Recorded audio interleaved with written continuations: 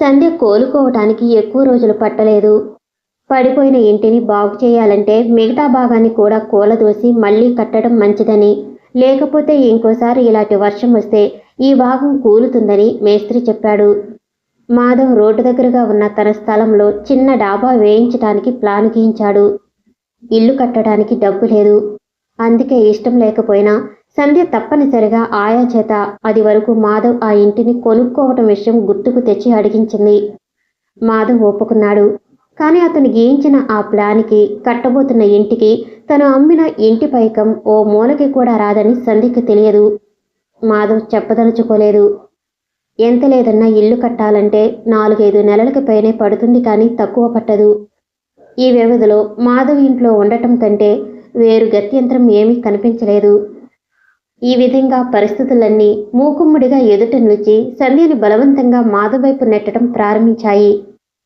ఆయాకి బాబు అంటే రాను రాను ఇష్టం అధికం కాసాగింది.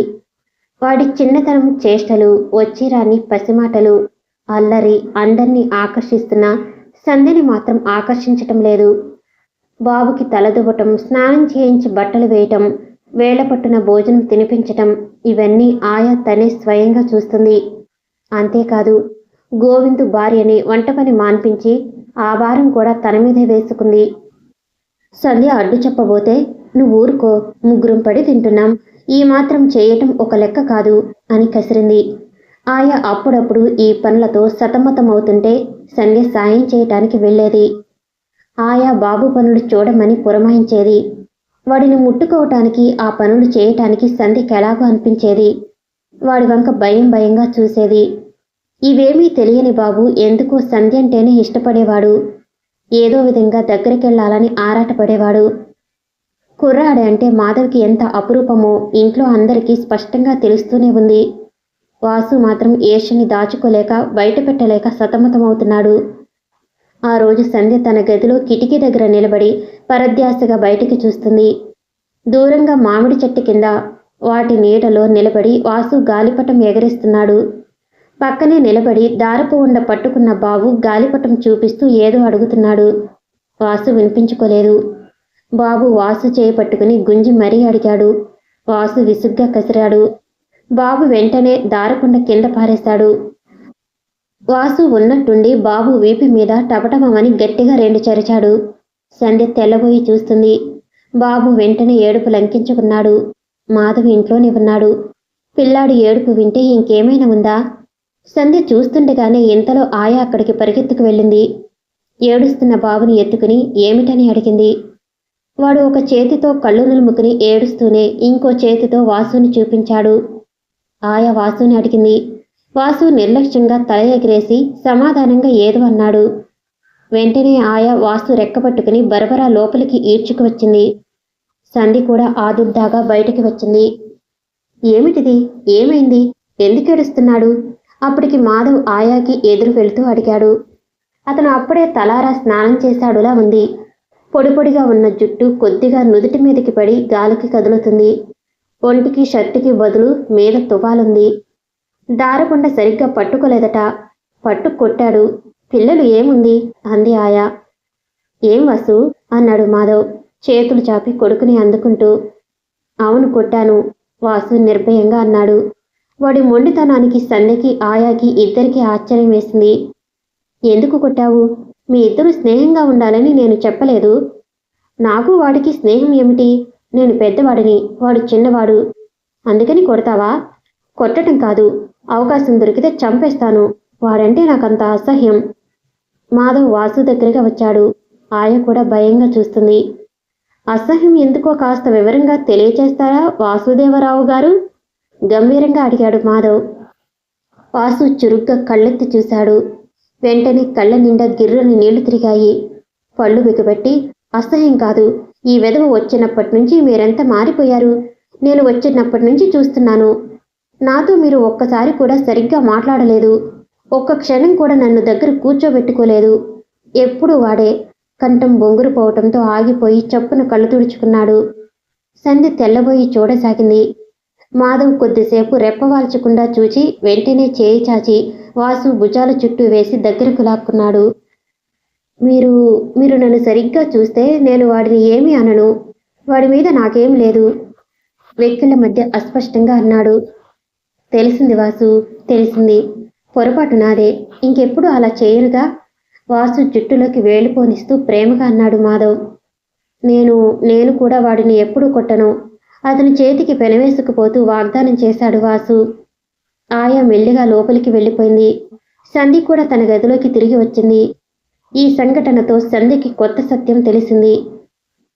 వాసుకి మాధవ్ ప్రేమ అంత అవసరమా? స్వంత అక్క ప్రాణంగా చూసే అభిమానం వాడికి చాలదా? ఆ మాటకొస్తే వాసుని తనకంటే మాధవ్ ఎక్కువ ప్రేమిస్తాడా? అసలు ఇదివరకు వాసు తన దగ్గర కూర్చోవాలని కానీ కబుర్లు చెప్పాలని కానీ చూడలేదే. ఒకవేళ ఎప్పుడైనా బలవంతంగా కూర్చోపెట్టుకున్నా వాడి మనసు ప్రాణం రెండూ మాధవ్ దగ్గరే ఉంటాయి. భగవాన్, తనేం పాపం చేసిందని వాసు కూడా చివరికి దూరమైపోతున్నాడు. ఇది గుర్తించిన సంధ్య మనసు వికలం కాసాగింది. నన్ను ఆయన స్కూల్లో చేర్పిస్తానంటున్నారు అన్నాడు వాసు ఉత్సాహంగా అక్కగారి పక్కన వచ్చి కూర్చుంటూ. వద్దు. ఎందుకని?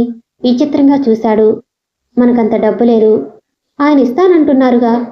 సంధ్య చర్రుమని లేచింది. తీసుకోటానికి అంతూ పంతూ లేదా? వాసు ముఖం వాడిపోయింది. గదిలోంచి లేచి బయటికి వెళ్ళిపోయాడు. కాలు నయం కాగానే ఎన్ని కలలు కన్నాడు. మళ్ళీ స్కూల్లో చేరవచ్చునని, ఇదంతా పేడు కలలా మర్చిపోవచ్చునని ఇంకా ఎన్ని ఆశలు పెట్టుకున్నాడు. ఇన్ని కష్టాల మధ్య దేవుడిచ్చిన వరంలా మాధవ్ అండ దొరికింది. ఏం, మాధవ్ దగ్గర ఎందుకు తీసుకోకూడదు? ఇప్పుడు ముగ్గురు తిండి అతను భరించటంలా? అసలు తీసుకోనే కూడదు. కానీ తీసుకోవటం మొదలుపెట్టిన తర్వాత ఎక్కువ తక్కువ భేదం ఏముంది? ₹1 తీసుకుంటే ఎంతో, ₹10 తీసుకున్నా అంతే. సంధ్యని ఎదురు ప్రశ్నలు వేసి తర్కిస్తే మరీ మండిపడుతుంది. మెల్లగా నచ్చ చెప్పి ఒప్పించాలి. గది బయట కాసేపు అటు ఇటు తారట్లాడిన వాసు వెనక్కి తిరిగి మళ్ళీ అక్కగారి దగ్గరికి వచ్చాడు. పోనీ అప్పుగా తీసుకుందాం అన్నాడు. తీసుకోగానే సరా, మళ్ళీ తీర్చొద్దు. నేను చదువుకుని ఉద్యోగం చేసి తీర్చేస్తాను. మహా తీర్చావలే, ఇప్పుడు తీసుకున్నదంతా మొదట తీర్చు. వాసుకి కోపం వచ్చింది. అయితే ఎల్లకాలం ఆయన పీకల మీద ఇలా కూర్చుని తింటూ ఉందాం. అది బాగుంటుంది నీకు. నోర్మి, ఎల్లకాలం ఎందుకుంటాం? ఆ స్థలం మళ్ళీ దున్నించి తోట వేసుకుందాం. ఇల్లు పూర్తి కాగానే ఆ ఇంట్లోకి వెళ్ళిపోదాం. కూరగాయల మీద డబ్బు రావటం ప్రారంభం అవగానే కాస్త కాస్త అప్పు తీర్చేద్దాం. పోనీ అలాగే అనుకుందాం. అదేనా ఎన్నాళ్ళు? నువ్విలా బ్రతికున్నంత కాలం కాయ కష్టం చేస్తూ కూర్చుంటావా? ఎప్పుడు ఎందుకు చేస్తాను? నువ్వు పెద్దయ్యే వరకు చేస్తానంతే. వాసు దిమ్మిరిపోయినట్లు చూశాడు. నేనా? నా వల్ల అవుతుందా? బరువు పనులు ఎప్పుడూ చేయకూడదని డాక్టర్ చెప్పిన మాట మర్చిపోయావా? సంధ్య మాట్లాడలేదు. వాసు బ్రతిమలాడటం ప్రారంభించాడు. అక్క, నా మాట విను. ఈ విషయంలో మాత్రం వినదలుచుకోలేదు వాసు. ఇప్పటికే తప్పనిసరిగా చాలా సహించాను. నేనింక సహించలేను. నాకు ఆ శక్తి లేదు. అయితే నేను చదువుకోవటం నీకు ఇష్టం లేదు కదూ? నిష్ఠురంగా అడిగాడు. సంధ్య మౌనం వహించింది. వాసు ముఖం కోపంతో జేవరించింది. అంతేలే, నేను జాగ్రత్తగా కష్టపడి చదువుకుంటానంటే నువ్వు వినవు. ఎలాగో కొద్ది రోజులు కాలం గడుపుకోమంటే గడుపుకోలేవు. ఆ బరువు పనులు నేను చేయలేను. నువ్వు చేస్తుంటే చూస్తూ ఊరుకోలేను. ఎప్పుడో ఓ రోజు నీకు సాయం చేయబోయి నడుమిరికి మళ్ళీ మంచంలో పడతాను. సరిపోతుంది. అప్పుడు నీ కళ్ళు చల్లగా ఉంటాయి. వాసు, సంధ్య బిగ్గరగా అరిచింది. అంతే, నా మోహాన అదే వ్రాసపెట్టి ఉంది. అలా జరగకపోతే చూడు నువ్వు. వాసు విసురుగా తల ఎగరేసి అక్కడి నుంచి వెళ్ళిపోయాడు.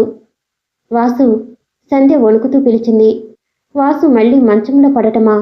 వాడికి పునర్జన్మ ఇవ్వటం కోసం కదూ తను అభిమానాన్ని చంపుకుంది. వాసు మళ్ళీ మనిషిగా మారటం కోసం కదూ తనకున్న అసహ్యం అణుచుకుంది. లేకపోతే మాధవ్ నీడనైనా తను కన్నెత్తి చూసేదా? ఇదంతా వాసు మళ్ళీ మంచంలో పడి ఎప్పటిలా అవిటి బ్రతుకు బ్రతకటానికేనా తను చేసింది? ఆ రాత్రి వాసు భోజనం చేయలేదు. మూతి ముడుచుకుని మంచం మీద పడుకున్నాడు. ఆయ వచ్చి పిలిస్తే, తంతాను, అవతలికి వెళ్ళు అని అరిచాడు. సంధ్య స్వయంగా వచ్చి ఎంతసేపో బ్రతిమలాడింది. అయినా వినలేదు. చివరికి చదువుకి ఒప్పుకున్నానని అంగీకారం తెలుపుతూ అనుమతి ఇచ్చింది. నిజంగా? వెంటనే లేచి అక్కగారి 2 చేతులు పట్టుకుంటూ ఆత్రంగా అడిగాడు. నిజంగానే. నేను అన్నం తిన్న తర్వాత మళ్ళీ మనసు మార్చుకోవుగా? అనుమానంగా చూశాడు. మార్చుకోను. నువ్వు లేచి భోజనం చెయ్యి. కఠినంగా అంది సంధ్య. వాసుకి రెక్కలు వచ్చాయి. ఎగిరిపోతున్నాడు. ఆకాశానికి ఎగిరిపోవాలని తహతహలాడుతూ రెక్కలు కొట్టుకుంటున్న పిట్టని బలవంతంగా పట్టుకుని ఆపాలనుకోవటం కంటే వెర్రితనం ఇంకోటి లేదు. వాసుని తీసుకెళ్లి హైదరాబాదులో స్కూల్లో చేర్పించి కావలసిన సదుపాయాలన్నీ చూసి వచ్చాడు మాధవ్. ఇల్లు కడుతున్న మేస్త్రి భార్య చనిపోవటం వల్ల ఇంటి పని ఆగిపోయింది. మాధవ్ ఇంట్లో భోజనం చేస్తున్న రుణం ఆయా ఎలాగూ ఉంచుకోవటం లేదు. సంధ్య కూడా ఉంచుకోదలుచుకోలేదు. బాబు పనులన్నీ ఇప్పుడు సంధ్య చూస్తుంది. వాడిని తాకినప్పుడల్లా మనసు విచిత్రంగా అనుభూతి పొందటం మానలేదు. మాతృత్వానికి శాశ్వతంగా దూరమైన మనిషినని గుర్తు రావటం వలన అందరి ఆడవాళ్లలా కాకుండా తన జీవితం ఈ విధంగా అష్టవంకరలు ఎందుకు తిరిగింది? వాసు వెళ్ళిపోవటంతో ఒంటరితనంతో శూన్యమైన సంధ్య మనసు మెల్లమెల్లగా తనకు తెలియకుండానే బాబు వైపు తిరగసాగింది. మాధవ్ కోరుతున్నది, ఎంతో ఓపికగా ఎదురుచూస్తున్నది కూడా దీనికోసమే. ఎన్నిసార్లు సంధ్యకి అసలు విషయాన్ని చెప్పాలని ప్రయత్నం చేశాడు. కానీ అతను సిద్ధం చేసుకున్న సంభాషణ అంతా సంధ్య కనుబొమ్మల మధ్య ఊడి చూడగానే గుర్తుపట్టలేనంత దూరంగా పారిపోయేది. సంధ్యకి తీరికగా కూర్చుని మాధవ్ ఇంట్లో ఉంటున్నానని ప్రత్యేకించి జ్ఞాపకం చేసుకుంటే తప్ప గుర్తురాదు. మాధవ్ సాధారణంగా ఇంట్లో ఉండడు. ఉన్నప్పుడు కూడా ఎక్కువ కాలం అతను గదిలోనే గడుపుతాడు. నెలకి 20 రోజులు అతను పట్నంలో ఉండి చేసే పని ఏమిటో సంధ్యకి తెలియదు. రకరకాలుగా ఊహించుకుని మరింత అసహించుకునేది. ఏదైనా అతను ఎక్కువగా ఇంట్లో ఉండకపోవటం మాత్రం ప్రాణానికి హాయిగా ఉంది. తీరిక సమయం అంతా రాట్నం వడకటంతో గడుపుతుంది. ఆ ఏకుల అమ్మగా వచ్చిన డబ్బు ఆయా ద్వారా మాధవ్కి అందజేస్తుంది. కానీ అందులో చిల్లిగవ్వ కూడా అతను ముట్టుకోలేదని, అదంతా భద్రంగా ఆయా దగ్గరే ఉంచమని చెప్పాడని, ఆయా అలాగే దాచి ఉంచిందని సంధ్యకు తెలియదు. రోజులు గడిచిన కొద్దీ ఆయాకి మాత్రం మాధవ్ అంటే మాతృత్వంతో కూడిన మమకారం వెల్లువలా పొంగసాగింది. బుద్ధిమంతుడైన అతన్ని సంధ్య భర్తగా స్వీకరిస్తే బాగుండునని మనసులో ఆశించేది. కానీ పైకి చెప్పాలంటే సంధ్య ఎక్కడ విరుచుకు పడుతుందోనని లోలోపలే ఆ అభిప్రాయాన్ని దిగమింగి ఊరుకుంది. కానీ కొద్ది రోజులు ఇలాగే అతనితో కలిసి ఉంటే అతని వ్యక్తిత్వం చూసి ఏనాటికైనా ఆకర్షింపబడక మానదని కూడా అనుకునేది. అందుకే భగవంతుణ్ణి బలవంతాన ఈ ఇంట్లో ఉండాల్సి వచ్చిన పరిస్థితులకి మనసారా నమస్కరించేది. అందరిలాగానే బాబు కూడా సంధ్యని పేరు పెట్టి పిలుస్తున్నాడు. అది చూసి మాధవ్ ఓసారి ఒంటరిగా ఉన్నప్పుడు అలా పిలవకూడదు, తప్పు అని చెప్పాడు. మరి ఏమని పిలవాలి? తండ్రి ఒళ్ళో కూర్చుని గడియారంతో ఆడుకుంటున్న బాబు తలెత్తి సూటిగా అడిగాడు. మాధవ్ క్షణం సేపు తటపటాయించి అమ్మా అను అన్నాడు. అమ్మ అంటే? మాధవ్ జవాబు చెప్పలేకపోయాడు. చెప్పు, అమ్మ అంటే? ప్రతిదానికి వివరంగా తెలుసుకోవాలనే ఆరాటం వాడికి మహా ఎక్కువ. సమాధానం చెప్పే వరకు వదలడు. అమ్మంటే చాలా మంచిది, అందంగా ఉంటుంది, నిన్ను బాగా చూస్తుంది. సంధ్యలాగానా? మాధవ్ అవునన్నట్టు చూశాడు. తదేకంగా తండ్రి ముఖంలోకి చూస్తున్నవాడు వేలు చాపి బొగ్గు మీద మచ్చ ఉన్న చోట ఆనించి ఇదేంటి అన్నాడు. మాధవ్ కొడుకు వైపు క్షణం సేపు అలాగే చూస్తుండిపోయాడు. చెప్పు, పడ్డావా? లేదు. మరి ఎవరైనా కొట్టారా? మాధవ్ అవునన్నట్టు తలూపాడు. ఎవరు? సంధ్య. బాబు కళ్ళు ఆశ్చర్యంతో పెద్దవైనాయి. ఎందుకు? గాలిపటం చించావా? చింపలేదన్నట్టు చూశాడు మాధవ్. మరి తలంటు పోసుకోలేదా? చాక్లెట్లు అన్నీ తినేసావా? అడ్డంగా తలూపాడు మాధవ్. ఇంకెందుకు కొట్టింది? ప్రపంచంలో దెబ్బతినడానికి ఇంకా కారణాలు ఉంటాయి అంటే పసి మనసు నమ్మలేక ఆశ్చర్యపోతుంది. నువ్వే అడుగు. ఎవరిని? సంధ్యనా? సంధ్య అనకూడదు అని చెప్పలా? అంటే ఏమవుతుంది? కళ్ళు రెండు పోతాయి. క్షణం సేపు తండ్రి కళ్ళలోకి చూసిన బాబు వెంటనే ఒళ్ళొంచి దిగి వంటింటి వైపు పరిగెత్తాడు. అమ్మా, అమ్మాయి కొత్తగా నేర్చుకున్న మాటని అప్పటికప్పుడు ఉపయోగించేస్తూ హుషారుగా బిగ్గరగా పిలిచాడు బాబు. ఉతికి ఆరేసిన బట్టలు తెచ్చి మడత పెడుతున్న సంధ్య చెవుని వెనక్కి తిరిగి చూసింది. మా నాన్నగారి బొగ్గ మీద ఎందుకు కొట్టావు? సీరియస్గా అడిగాడు. సంధ్య చిత్రంగా చూసింది. చెప్పమ్మా. అమ్మా? అవును, నీ పేరు సంధ్య కాదు, అమ్మ. చేతులు కట్టుకుని నీ సంగతి నాకు తెలుసులే అన్నంత ధీమాగా గంభీరంగా అన్నాడు. సంధ్యకి చెంప పగలగొట్టాలన్నంత కోపం వచ్చింది. అయినా నిగ్రహించుకుంటూ ఎవరు చెప్పారు అంది. నాన్న. వాడు వాక్యం పూర్తి చేయలేదు. సంధ్య చేస్తున్న పని వదిలేసి చరచరా వచ్చి వాడి రెక్క పట్టుకుని మాధవ్ గదిలోకి ఈడ్చుకొచ్చింది. మాధవ్ మోకానికి పేపర్ అడ్డుంది. చదువుకుంటున్నాడు కాబోలు. మీ అబ్బాయి సరైన మాటలు నేర్చుకుంటే బాగుంటుంది అంది రోషంగా. ఏం చేశాడు? పేపర్ తీసేస్తూ ఏం తెలియని వాడిలా ఆశ్చర్యంగా అడిగాడు. ఆయాని అమ్మని పిలిస్తే ఎంత అసహ్యం. పసివాడు. ఆయాకి అమ్మకి భేదం వాడికేం తెలుస్తుంది? మాధవ్ ప్రేమగా బాబుని దగ్గరికి లాక్కుని 2 బుగ్గల మీద గట్టిగా ముద్దు పెట్టుకున్నాడు. సంధ్య ఈడ్చుకు రావటంతో బెదిరిపోయిన బాబు తండ్రి మెడ చుట్టూ చేతులు పెనవేసి కౌగిలించుకున్నాడు. వాళ్ళిద్దరినీ అలా చూస్తుంటే సంధ్య హృదయం ఈర్ష్యతో బొగ్గుమంది. వాడంటే మాధవ్కి అంత ప్రాణం ఎందుకని? వాడి తల్లిని అంతగా ప్రేమించేవాడా? ఆ ప్రేమ ప్రతిఫలం కాబట్టి వాడంటే అంత అపురూపమా? అయినా స్త్రీరోలుడైన మాధవికి అలాంటి సున్నితమైన భావాల విలువలు కూడా తెలుసా? వికలమైన మనసుతో సంధ్య గదిలోంచి గిర్రున వెనక్కి తిరిగి వెళ్ళిపోయింది. బాబు, నీకు అమ్మ బాగుందా, సంధ్య బాగుందా? కొడుకుని అడిగాడు మాధవ్. బాబు వెనక్కి తిరిగి గదిలోంచి సంధ్య వెళ్ళిపోయిందని నమ్మకంగా తెలుసుకున్న తర్వాత తండ్రి చెవిలో రహస్యంగా అమ్మే బాగుంది అన్నాడు. ఆల్ రైట్, అలాగే పిలు. కానీ సంధ్య కొడుతుందిగా. కొట్టదు. కొడితే నాకు చెప్పు. ఏం చేస్తావు? సంధ్య చెవులు మెలేస్తాను. బాబు కళ్ళలో కుతూహలం కలిసిన సంతోషం తొంగి చూసింది. ఆ సాయంత్రం భోజనం చేస్తుండగా అమ్మా మంచినీళ్ళు అన్నాడు చిరాగ్గా. నీకు కాదు చెప్పేది, అమ్మ కాదు ఆయా. మంచినీళ్ళ గ్లాసు తెచ్చి గట్టిగా పెడుతూ కోపంగా అంది సంధ్య. ఆయా నాకు బాలేదు మొండిగా అన్నాడు. ఎందుకని? ఏం బాగుంటుంది? ఆయ అంటే నల్లగా అసహ్యంగా మీ ఆయాలా ఉంటుంది. అమ్మంటే నీలా ఎర్రగా బాగుంటుంది. వాడి బొంగమూతి చూసేసరికి సంధ్య కోపం పటాపంచలైంది. నవ్వు నాపుకుని వాడి బుగ్గ గిల్లుతూ అయితే సంధ్య అని పిలు అంది. ఎందుకని? కళ్ళు పోతాయి. బాబు 2 కళ్ళు మూసుకున్నాడు. ముద్దొస్తున్న వాడి ముఖం వైపు అలా తదేకంగా చూస్తుంటే మళ్ళీ అదే బాధ. మనసులో మారుమూల ఎక్కడో కలుక్కుమన్నట్టు అనిపిస్తుంది. ఈ పసివాడి మీద తనకెలాంటి అధికారం లేదు. ఈ జీవితంలో బాబులాంటి వాడికి తనెప్పటికీ జన్మ ఇవ్వలేదు. ఆ బాధే వాడంటే ఏర్పడిన ఈర్ష్యకి అసలు కారణం. మాధవ్ మీద ఎంత ద్వేషం ఉన్నా సంధ్య బాబు వైపు ఆకర్షింపబడకుండా ఉండలేకపోతుంది. పిలవకుండానే వచ్చి మీదపడి అల్లరి చేస్తూ అడగకుండానే తన చుట్టూ తిరగాలని ఆరాటపడటం సంధ్యకి ఒక్కోసారి ఆశ్చర్యం అనిపించేది.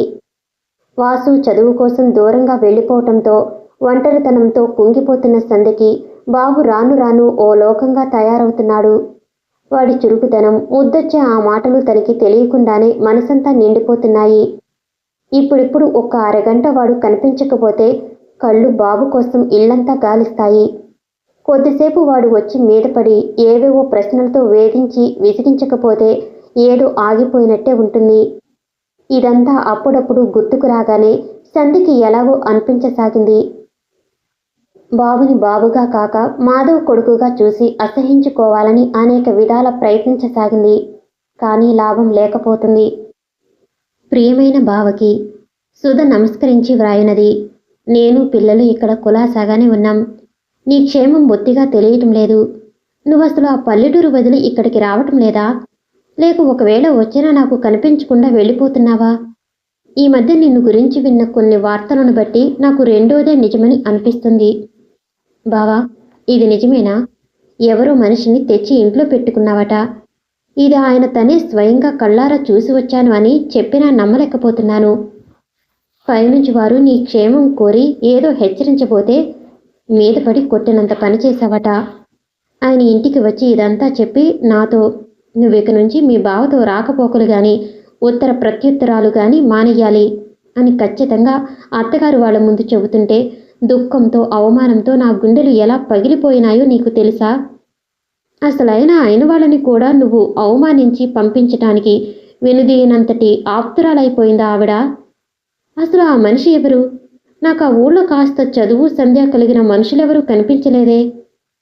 అంటే నా బావ పురుషలోకానికే మణిపూస లాంటి వ్యక్తిత్వం గల నా మాధవ్ చివరికి ఓ పల్లెటూరి కులుకులాడికి లొంగిపోయి ఆమె చెప్పు చేతుల్లో నడుస్తున్నాడు అంటే ఆ నిజం నమ్మే బదులు ఎందులోనైనా పడి చావటం ఉత్తమం అనిపిస్తుంది. అయినా నీకా కర్మ ఏమిటి? అయినింటి పిల్లని చేసుకుని మా అందరిలా పిల్లా జల్లతో సుఖంగా సంసారం గడపకుండా ఈ దిగజారటం ఏమిటి? ఎంత ఆలోచించినా నాకేమీ అర్థం కావటం లేదు. బావా, ఇప్పుడే చెబుతున్నా. ఆ మనిషి ఎవరో తక్షణం నువ్వు ఇంట్లోంచి వెళ్ళగొట్టకపోతే స్వయంగా నేనే వచ్చి ఆ పని చేస్తాను. నీ మరుదలుగా, నీ చిన్ననాటి స్నేహితురాలిగా, ఈ ప్రపంచంలో నీకున్న ఒక్కగానొక్క ఆప్తురాలిగా నా కర్తవ్యం నాకు తెలుసు. నీ జీవితం అలా ఒకరి మార్గంలో పడిపోతుంటే నేను చూస్తూ ఊరుకోలేను. అసలు నువ్విలా అయిపోవటానికి సగం కారణం నేనేనేమో అనిపిస్తుంది. అందుకే నా బాధ్యతని నేను నిర్వర్తించటానికి నిశ్చయించుకున్నాను. ఇప్పుడు అర్థమవుతుంది. ఆ పల్లెటూరులో ఆ నిరక్షరక్షకుల మధ్య నిన్ను పట్టి నెలల తరబడి అక్కడే ఉండిపోయేలా బంధించుకున్న ఆకర్షణ చివరికిది అన్నమాట. బావా, తక్షణం ఆ మనిషిని ఇంట్లోంచి పంపివేయకపోతే నీ సుధ చచ్చిపోయినంత ఒట్టు. నా పిల్లల మీద చెయ్యి పెట్టి నేను ఈ ఒట్టు వేస్తున్నాను. నువ్వు ఆ ఊరు నుంచి మక్క మార్చేసి ఇక్కడికి రా. మా అందరితో కలిసి తిరుగుతుంటే మళ్ళీ జీవితం దానంతట అదే గాడిలో పడుతుంది. బావా, నన్ను అర్థం చేసుకుని నా ఈ గుండెల మీద బరువు దించమని ప్రార్థిస్తున్నాను. నా ప్రార్థనని మన్నిస్తావు కదూ? నీ రాక కోసం, నువ్వు చెప్పబోయే ఆ చల్లని వార్త కోసం 1000 కళ్ళతో ఎదురు చూస్తుంటాను. నన్ను నిరాశపరచమనే గాఢమైన నమ్మకంతో నీ చిన్నారి మరదలు సుధా. ఉత్తరం చదవటం పూర్తయ్యేసరికి మాధవ్ ముఖం ఎర్రబడటమే కాదు, కోపాన్ని బలవంతంగా నిగ్రహించుకున్నట్టు దవడలు బిగుసుకున్నాయి. సుధికి హఠాత్తుగా ఇన్ని సంవత్సరాల తర్వాత మళ్ళీ అనురాగం, అధికారం గుర్తుకు రావటం ఎంత విచిత్రం. ఉత్తరాన్ని విసుగ్గా మంచం మీద పారేసి లేచి కిటికీ దగ్గరికెళ్ళి నిలబడ్డాడు. 10 రోజుల క్రితం జ్యోతి పెళ్లి ప్రసంగం ఎత్తబోతే ఖచ్చితంగా తిరస్కరించి, అసలు తనకిప్పుడు పెళ్లి చేసుకునే ఉద్దేశమే లేదని తెలియచేసి, మళ్ళీ జ్యోతి అవమానం పొందినట్టు భావించకుండా మెల్లగా చల్లటి మాటతో మృదువుగా సేద తీర్చి ఆ రోజు సాయంత్రమే తిరిగి ఇంటికి వచ్చేశాడు. ఊరికి సరిగ్గా 6 మైళ్ళ దూరంలో కారు టైర్ బరస్ట్ అయింది. డ్రైవర్ దిగి మరో టైర్ బిగించే ప్రయత్నం ప్రారంభించాడు. సూర్యాస్తమయం కావస్తుంది. చల్లటి సాయంత్రం. నిర్మానుష్యంగా ఉన్న రోడ్డు. మాధవ్ చేతివాచి చూసుకున్నాడు. అరగంట పాటు నడిస్తే ఇల్లు చేరుకోవచ్చు. ఒంటరిగా ప్రశాంతంగా ఉన్న ఆ పరిసరాల్లో అతనికి నడవాలనే అనిపించింది. తన తిరస్కారాన్ని జ్యోతి ఎలా తీసుకుంటుందో, ఈ సంఘటన వల్ల ప్రసాద్ కుటుంబంతో తన పరిచయంలో ఏమైనా మార్పులు వస్తాయేమోనని ఆ విషయాన్నే పరధ్యాసగా ఆలోచిస్తూ నడుస్తున్న అతను ఆ కొద్ది దూరం ఎప్పుడు నడిచాడో జ్ఞాపకమే లేదు. ఊళ్ళో ప్రవేశించగానే అదేంటి దొరా, నడిచి వస్తుండారే అని ఎవరో పలకరించడంతో ఉలిక్కిపడ్డాడు. వీధులు దాటి మలుపులు తిరిగి తన ఇంటి ఆవరణలో ప్రవేశిస్తూనే తెల్లబోయాడు. ఇంటి వరండా ముందు భాస్కరం కారు ఆగి ఉంది. ఆ రోజు మధ్యాహ్నమే బజారులో భాస్కరం కలిసినప్పుడు, ఉంటారా 2 రోజులు అంటే, ఇవాళ మాత్రం ఉంటాను అని జవాబిచ్చాడు. తనతో ఏదైనా పని ఉంటే అక్కడే చెప్పవచ్చుగా. అయినా అసలు తను హైదరాబాద్లోనే ఉన్నాడని అంత ఖచ్చితంగా తెలిసి కూడా అతనిక్కడికి రావటంలో గల ఉద్దేశం? ఆలోచనలతో, అనుమానంతో అతనికి కనుబొమ్మలు ముడిపడ్డాయి. ఇల్లంతా బార్లా తలుపులు తెరిచి ఉన్నాయి. ఎక్కడా శబ్దం లేదు. సంధ్య ఏది? భాస్కరం ఎక్కడున్నట్టు? వంట ఇంటి వైపు వెళ్ళిన అతనికి వంట ఇంటి తలుపులు చేరవేసి కనిపించాయి. ఇంట్లో ఆయా, బాబు కూడా లేరు. వీళ్ళంతా ఒక్కసారి ఇలా తలుపులన్నీ తెరిచేసి ఎక్కడికి వెళ్ళినట్టు? వంట ఇంటి ముందు నుంచి వెనక్కి తిరిగి వచ్చేస్తున్న మాధవ్ సంధ్య గుమ్మం ముందు ఆగిపోయాడు. లోపల నుంచి మాటలు వినిపిస్తున్నాయి. తలుపులు వేసి ఉన్నాయి. అతనికి ఎందుకో ఒక్కసారి ఒంట్లోనున్న రక్తం అంతా మరిగిపోయింది. పిడికిలు చాచి తలుపుల మీద గట్టిగా కొట్టబోయాడు. అతని చేయి తలుపు దగ్గరికి వెళ్ళకముందే మధ్యలోనే ఆగిపోయి వాలిపోయింది. భాస్కరం, మర్యాదగా దారికి అడ్డులే. తలుపులు తీయి, కోపంగా అంటుంది సంధ్య. తీయను. నువ్వు నా ప్రశ్నకి సమాధానం చెప్పే వరకు ఈ గది తలుపులు తెరుచుకోవు. సమాధానం ఇందాకే చెప్పాను. నాకు కావలసింది సమాధానం కాదు, అంగీకారం. క్షణం నిశ్శబ్దం. మాధవ్ బయట బొమ్మలా నిలబడిపోయాడు. కొద్దిసేపైన తర్వాత కోపాన్ని అణుచుకున్న కంఠంతో, నువ్విలాంటి దుర్బుద్ధితో వచ్చావని తెలిస్తే అసలు ఇంట్లో అడుగు పెట్టనిచ్చేదాన్నే కాదు. ఒకవేళ రానిచ్చినా అలా తెలివి తక్కువగా అప్పుడే ఆయాని ఏకిలిచ్చి రమ్మని పంపేదాన్ని కాదు అంది. భాస్కరం నవ్విన శబ్దం వినిపించింది. మళ్ళీ సంధ్య అంది, మాధవ్కి ఈ విషయం తెలిస్తే నీ రక్తం కళ్ళ చూస్తాడు. ఏం, నువ్వు మాధవ్ భార్యవా, అక్కవా, చెల్లెవా? ఏం కాకపోయినా నీలాంటి దుర్మార్గుల్లో లేని మంచితనం అతనిలో ఉంది. ఓ, ఏం మంచితనం. సరే, నేనిప్పుడు నీ నోటి నుంచి అతని పొగడ్తలు వినటానికి రాలేదు. ఆ సంగతి వదిలేసి మన విషయానికి వద్దాం. నువ్వు నాతో హైదరాబాద్ వచ్చేసినా సరే, పోనీ నీకలా ఇష్టం లేకపోతే నేనే అప్పుడప్పుడు ఇక్కడికి వస్తుంటాను. ఎలాగైనా నువ్వు నాకు కావాలి. నువ్విలా మాధవ్ ఇంట్లో ఉండటానికి వీల్లేదు. నువ్వెవరు చెప్పటానికి? నేనెవరినా? నీ జీవితంలో ఉన్న భయంకరమైన రహస్యం ఒకటి నా చేతిలో ఉంది. బెదిరిస్తున్నావా? ఉహుం, నా మాట విని నా దానివి కమ్మని బ్రతిమలాడుతున్నాను. నువ్విలా మాధవ్తో ఒంటరిగా ఉన్నావని తెలిస్తే మా ఆవిడ ఒక్క క్షణం కూడా నిద్రపోదు. తక్షణం వచ్చి నిన్ను మెడపెట్టి బయటికి గెంటితే కానీ పచ్చి మంచినీళ్ళు కూడా ముట్టదు. అనవసరంగా ఎందుకు అవమానం పొందుతావు? ఆ బావ మరదల మధ్య నువ్వెందుకు అడ్డు వెళ్ళాలి? నువ్వు తలుపు తీస్తావా తీయవా? నేను తీయను. కావాలంటే నువ్వు వచ్చి తీసుకో, నాకు అభ్యంతరం లేదు. నువ్వు అడ్డంలే. అన్నీ నువ్వు చెప్పినట్టు వినాలని ఎక్కడుంది? అయితే నేను తీస్తాను. మరుక్షణంలో తలుపు తీయబోయిన శబ్దం. ఆ వెంటనే సంధ్య, నా సంధ్య అన్న భాస్కరం గొంతును. చీ వదులు అని సంధ్య పెనుగులాట.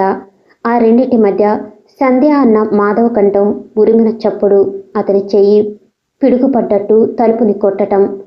అన్నీ ఒక్కసారిగా కలగాపులకంగా జరిగిపోయినాయి. సంధ్య, నిన్నే, తలుపు తీ, మాధవ్ అరిచాడు. అతని ముఖం కూడా చెమటలు పట్టాయి. వెంటనే తలుపులు తెరుచుకున్నాయి. తెరిచిన తలుపుల మధ్య బెదిరిపోయిన కళ్ళతో ఆయాసపడుతూ సంధ్య నిలబడింది. తనని చూడగానే సంధ్య కళ్ళల్లో కనిపించిన భావం చూసి వెంటనే ముందుకు అడుగు వేసి తన చేతుల్లో వాలిపోతుంది అని అనుకున్నాడు. కానీ సంధ్య ఎంతో ప్రయత్నం మీద నిగ్రహించుకుని గుమ్మం పట్టుకుని ఆగిపోయింది. హలో మాధవ్, ఎప్పుడు రావటం? భాస్కరం నవ్వు తెచ్చిపెట్టుకుంటూ అన్నాడు. మాధవ్ వేలు పెట్టి బయటికి చూపిస్తూ, 5 నిమిషాలు నువ్వు ఈ ఇంటి ఆవరణ దాటి వెళ్ళిపోవాలి అన్నాడు. భాస్కరం కళ్ళు ఆశ్చర్యంతో పెద్దవైనాయి. కోపం తెచ్చిపెట్టుకున్నట్టుగా, నువ్వింట్లో లేని సమయం చూసి నేనేమి నీ వస్తువుని ఎత్తుకుపోవటానికి రాలేదులే. సంధ్య, నేను పాత స్నేహితులం. ఏం సంధ్య? అతని వాక్యం పూర్తి కానేలేదు. మాధవ్ కాలర్ పెట్టి దగ్గరకు లాగి గుమ్మంలోంచి బయటికి తోస్తూ, గెటౌట్ రాస్కెల్ అన్నాడు. మాధవ్ కూడా వాక్యం పూర్తి చేయలేదు. భాస్కరం చెయ్యి వచ్చి అతని చెంప మీద చెడుమంది. క్షణంలో సగం సేపు గదిలో భయంకరమైన నిశ్శబ్దం ఏర్పడింది. అంతే. మరుక్షణంలో మాధవ్ ఒక అడుగు ముందుకు వేసి భాస్కరం షర్టు గుండెల దగ్గర పట్టుకున్నాడు. మొదట భాస్కరం ఆ చెంప ఈ చెంప అదిరిపోయింది. తర్వాత మాధవ్ తోసిన తోపుకు వెళ్లి గోడ దగ్గర పడ్డాడు. అతను ఎలాగో లేవబోతుంటే ఈ లోపల మాధవ్ వచ్చి టై పట్టుకుని పైకి లాగాడు. అతని కుడి చేయి పిడికిలిగా మారి అతన్ని మళ్లీ డొక్కలో ఆ పక్క ఈ పక్క గుద్దింది. భాస్కరం కింద పడ్డాడు. కోపంతో వివేకం కోల్పోయిన మాధవ్ మళ్లీ చేయెత్తాడు. కాని అప్పటికే తేరుకున్న సంధ్య కెవ్వుమంటూ వచ్చి అతను ఎత్తిన చేతిని బలవంతంగా దించేసి దాన్ని గట్టిగా పెనవేసుకుని పట్టుకుంది. ఊపిరి పీల్చుకోవటానికి ఆగిన మాధవ్కి స్పృహ తెలిసి తను చేసిన పని గుర్తుకు వచ్చింది. మీరు మీరు అతన్ని చంపేశారు అంది సంధ్య ఏడుస్తూ. ఏం లేదు. మాధవ్ సంధ్య చేతిని వదిలించుకుని వంటింటి వైపు వెళ్ళాడు. అతను నీళ్ల గ్లాస్తో తిరిగి వచ్చేసరికి సంధ్య మోకాళ్ళ మీద కూర్చుని భాస్కరం భుజాలు పెట్టి ఊపుతూ, భాస్కర్ భాస్కర్ అంటుంది. కొద్దిగా నీళ్లు తాగిస్తే సరి, అతనే సరి అవుతాడు. తను కూడా మోకాళ్ళ మీద కూర్చుని నీళ్లు తాగించిపోయాడు. సంధ్య అతని వైపు తీక్షణంగా చూసి అతని చేతిలో గ్లాసు విసురుగా లాక్కుంది. భాస్కర్ భాస్కర్ అని మృదువుగా పిలుస్తూ ఎలాగో నీళ్లు తాగించింది. క్షణంసేపు సంధ్య వైపు భాస్కరం వైపు మార్చి మార్చి చూసిన మాధవ్ తర్వాత మెల్లిగా అక్కడి నుంచి లేచి వెళ్ళిపోయాడు. అతని నాలుక కూడా పొడారిపోయింది. అతనికి కూడా దాహం వేస్తుంది. వంటింట్లో మంచినీళ్లు తాగిన వెంటనే అతను బయటికి రాలేకపోయాడు. చెప్పలేనంత నీరసం, తన మీద తనకే అర్థం లేని కోపం, తన బలహీనతకి సిగ్గు అన్నీ కలిశాయి. అతను తిరిగి వచ్చేసరికి భాస్కరం లేచి సంధ్య సాయంతో హాల్లోకి వెడుతున్నాడు. భాస్కరం, ఈ పూట ఇక్కడ ఉండిపోకూడదు. ఎలా డ్రైవ్ చేస్తావు? సంధ్య బ్రతిమలాడుతుంది.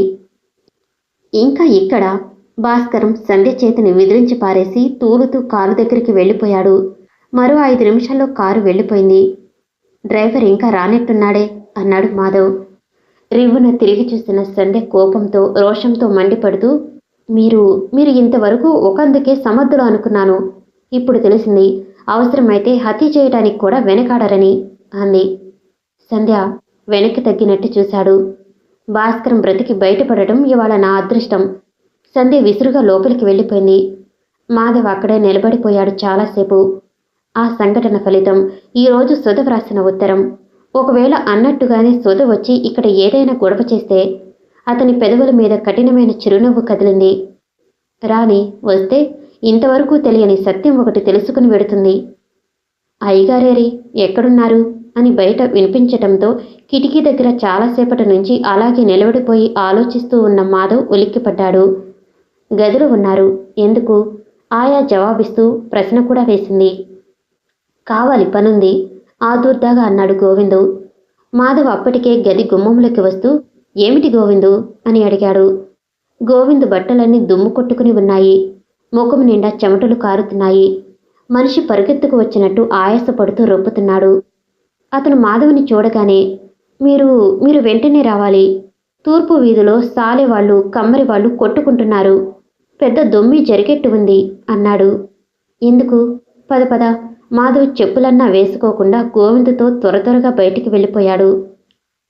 సంజోయ్ సంజా వాసుమావయ్య దగ్గర నుంచి ఉత్తరం వచ్చింది. బాబు గుమ్మంలో నిలబడి గదిలోకి తొంగి చూస్తూ బిగ్గరగా అన్నాడు. ఎక్కడా? ఏది?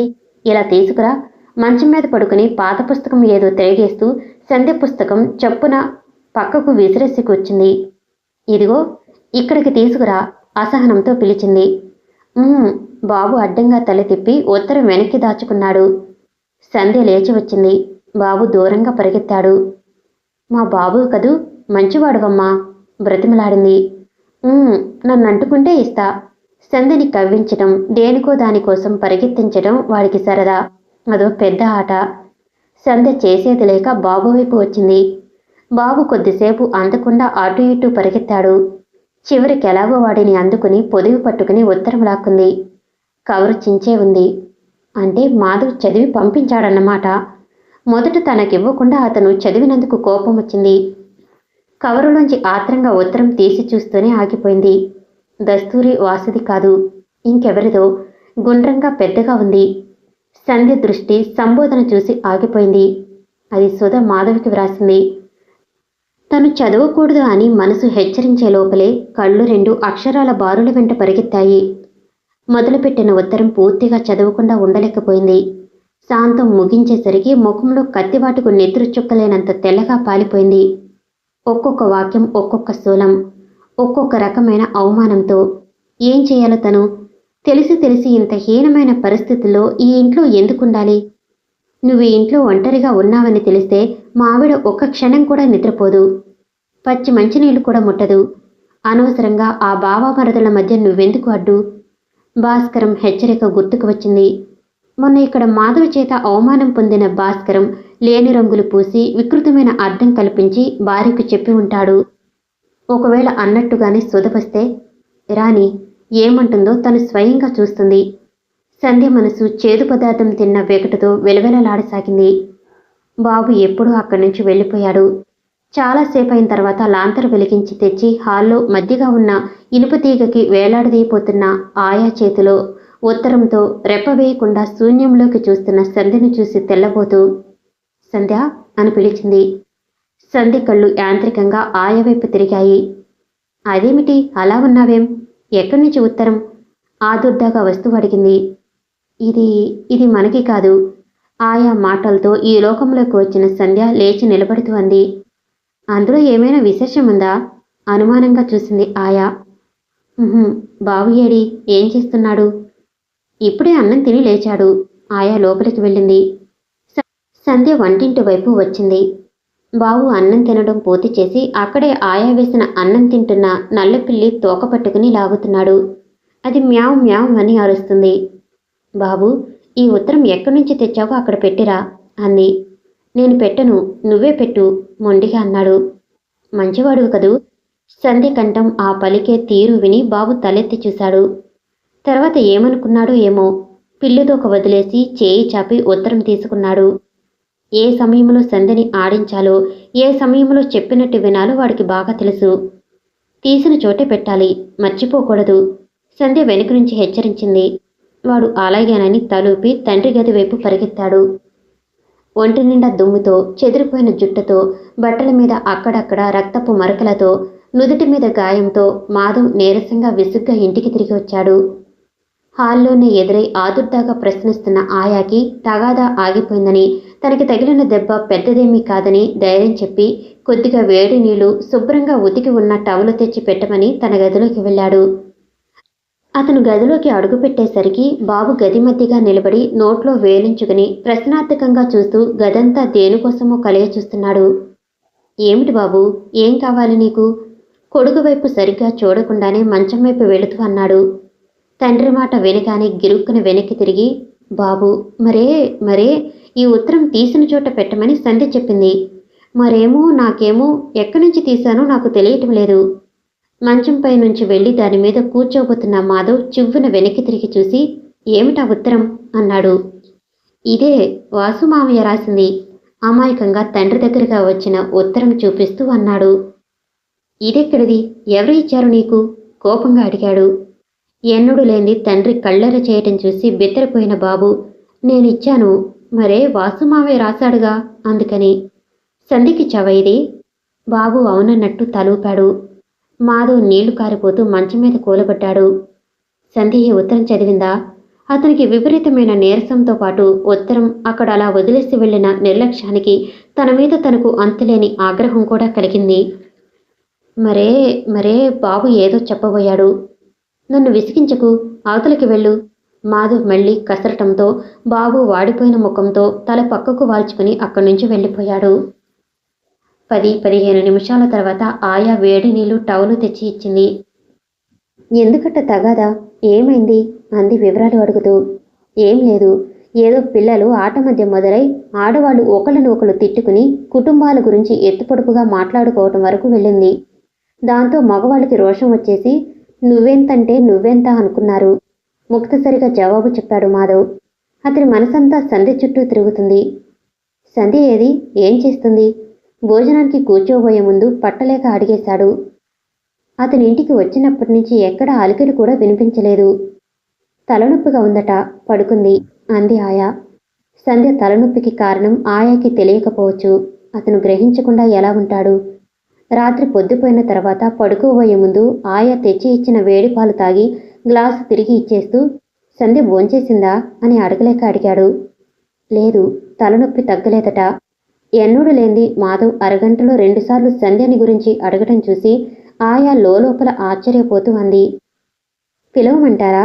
ఏమైనా పనుందా? గుమ్మం దాటి వెళ్లబోయే ముందు వెనక్కి తిరిగి చూస్తూ అడిగింది. వద్దు, ఊరికి అడిగాను, పడుకుంటూ అన్నాడు. అంతకంటే ఇంకేమంటాడు?